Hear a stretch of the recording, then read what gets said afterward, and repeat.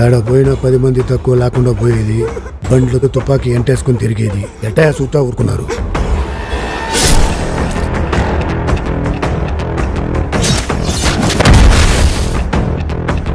వాడి తల తీసుకొచ్చుంటే ఇంకా సంతోషపడిద్దా.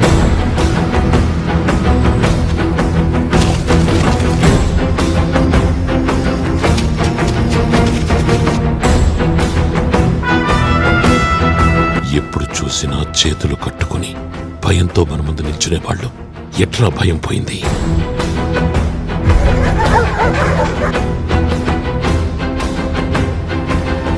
మనకు కావాల్సింది ఎవడైనా ఇచ్చిస్తాడు, మనే కొట్టి తీసుకోవాలి కదా నాయనా.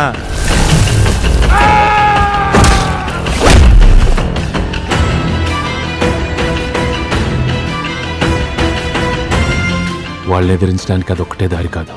మన దగ్గర భూమి ఉంటే తీసేసుకుంటారు, డబ్బుంటే లాగేసుకుంటారు, కానీ చదువునొక్కటి మాత్రం మన దగ్గర నుంచి ఎవ్వరు తీసుకోలేరు చిన్నప్ప.